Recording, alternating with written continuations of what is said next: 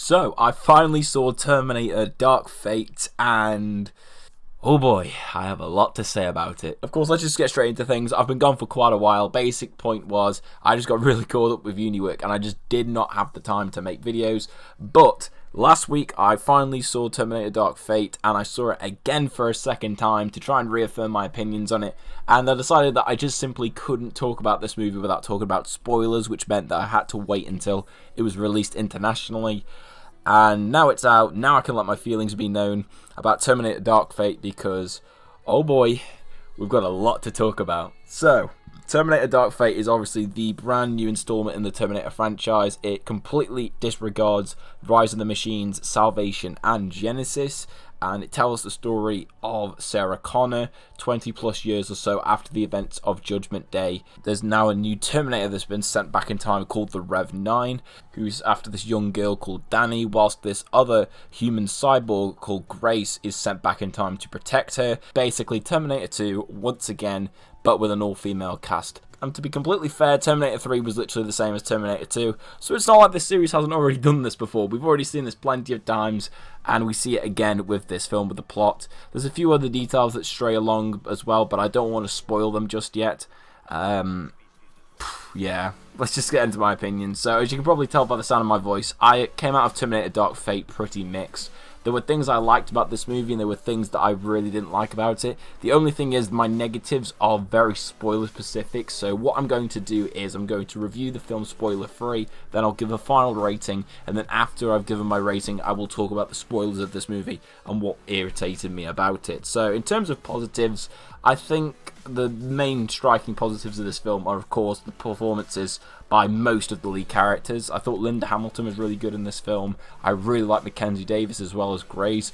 Arnold Schwarzenegger in here, this is probably some of his best work in the franchise, and I really just liked what they did with those characters, especially Sarah and Arnold Schwarzenegger's Terminator. Some of the scenes between those two were honestly amazing, and the kind of writing that they had in those scenes was the kind of writing that I wanted to see more often in this film, and sadly that's not what we got, but the scenes with those two together were absolutely fantastic. It did feel like a continuation of those original two films in terms of the theme and its tone. It didn't have the goofy slapstick tone of Rise of the Machines, and it didn't feel like a war movie like Salvation did, or a complete fuck up, which was of course Terminator Genesis. So I do appreciate that as well. It does feel thematically similar to those first two movies, which is probably helped by the fact that James Cameron did actually come on board this film as a producer and a writer, which he had no involvement in the previous three films. So I think that probably lends a hand to it as well. The action sequences are enjoyable to watch. I was engaged throughout most of them,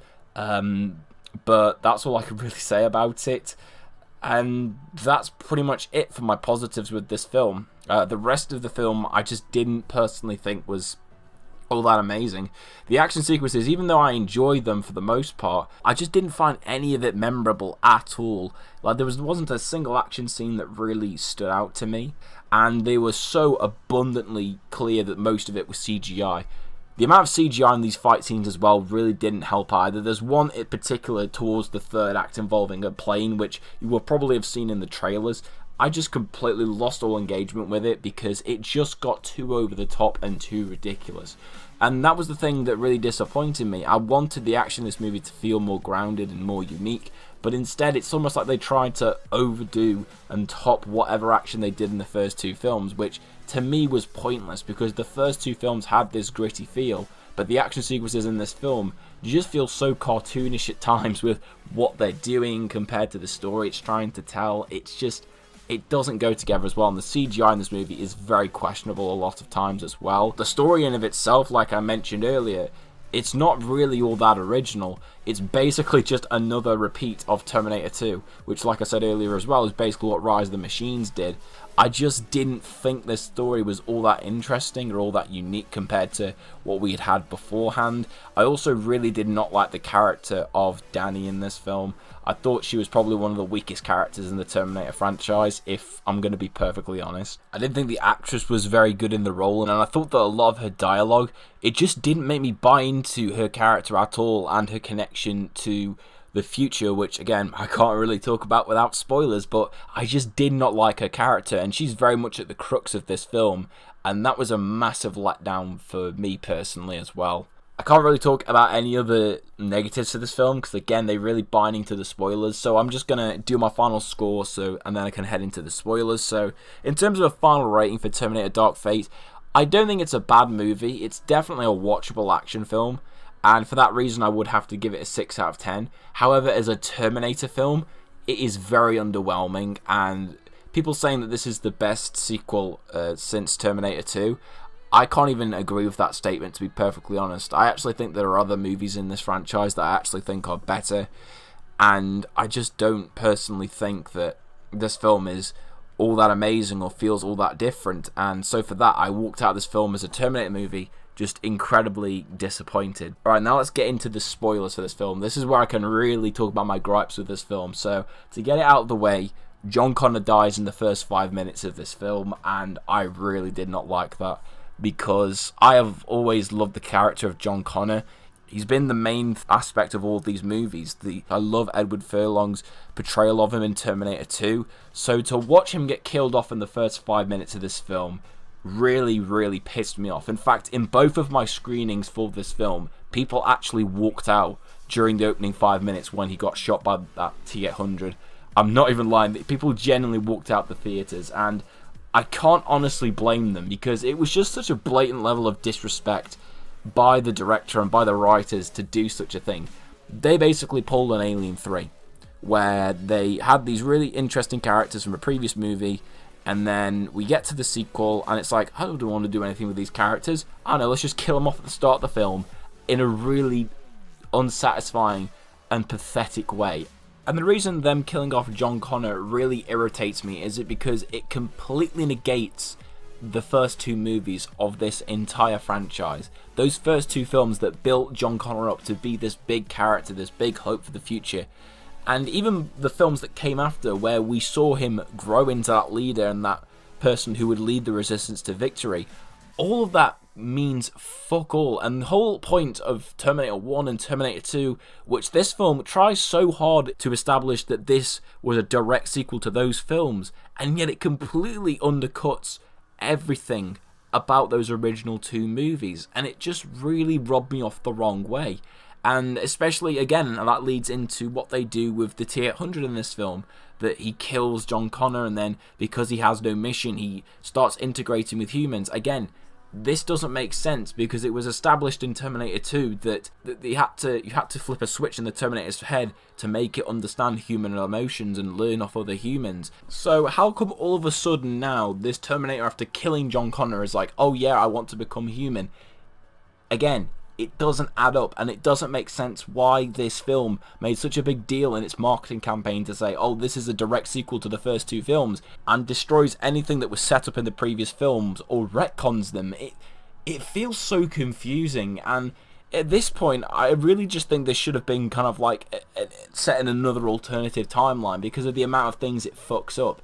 It just makes me think to myself, who are they trying to market this movie for? It's just, my head hurts just thinking about it. But yeah, the death of John Connor was just pure crap. It was a load of rubbish, and it just is a massive disservice to his fans, to Edward Furlong, who we were told beforehand would be in this film but wasn't.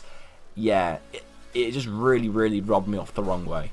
When I first watched the film, I wasn't too mad, because I was thinking to myself, maybe the film will justify this, but it never did at all. And so when I walked out of that screening the first time, I was properly pissed off, and it still pissed me off watching it the second time around as well. Alright, let's get into the next negative of the film, like I said, with the character of Danny. So it's originally led to believe that she is going to be the mother of the new resistance fighter, because of course with the death of John Connor, it changes the future. Skynet doesn't exist, but instead something else called Legion rises up, which is basically the same as Skynet. And we're led to believe throughout the film that because Grace is protecting Danny, that she will give birth to the future resistance leader. It turns out it's actually Danny herself, and I just never brought into her being this leader, because I never brought it in the present day.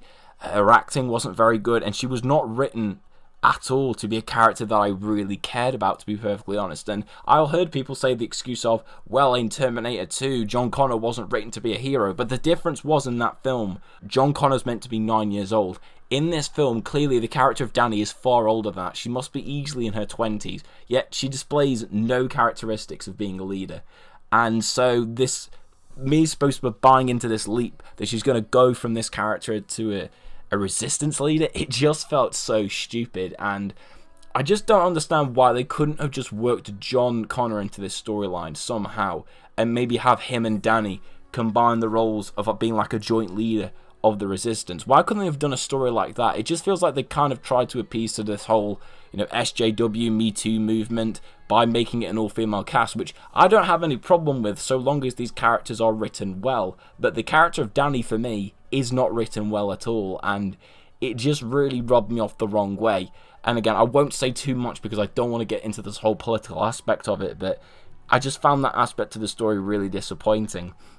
And like I said, the story just did not feel very original. Once again, it's another Terminator hunting down a group of people who are carrying the one person who's the last hope for humanity in the future. It's the exact same thing. The T-800 dies in this movie. Again, the protector of this future resistance leader dies. Again, it's just the same thing being played out over and over again. And it's just so boring. Like, people give shit to Terminator Salvation, but I really respect that film. That is actually my favourite film in the Terminator franchise after Terminator 2. And the reason for that is because that film actually bothered to do something different. It wasn't another slasher protector film. It was a war movie. They actually tried to do something different. Whereas in this movie, they literally do the exact same thing that they did in Terminator 2, in the original Terminator as well, and in Terminator 3, and to some extent Genesis. And it's just the same thing over and over again, just with slight variations that don't feel different enough. And it just really bored me throughout watching this film, because I'm just like, wow, I've already seen this before, but better. It's such a disappointment, because when you have, like I say, James Cameron involved in this film, and Tim Miller directing, who directed Deadpool, which was one of my favourite action movies this decade, and yet this film's action is so bland at most points and pretty forgettable. It's watchable, but you will not remember it once you come out of the theatres, apart from the awful CGI. It's just really, really disappointing. And as a Terminator fan, I just came out of this film really disappointed. And like I say, I stick with my 6 out of 10 rating, because I think as an action film, it is above average. But as a Terminator movie, like I say, it was just really disappointing. So that is it for my review of Terminator Dark Fate. I'll be very interested to hear what everyone else's opinion of this movie is in the comment section down below. I have a feeling it's going to be pretty up or down. What do you think about this film? Do you want to see a sequel to this movie, even though it's probably likely we won't get one, given that this film's already flopped at the box office? But yeah, just let me know about all your thoughts down below. Thank you all very much for watching this video. Be sure to subscribe to the channel if you are new, and I'll see you all again for the next video whenever it comes out. Goodbye.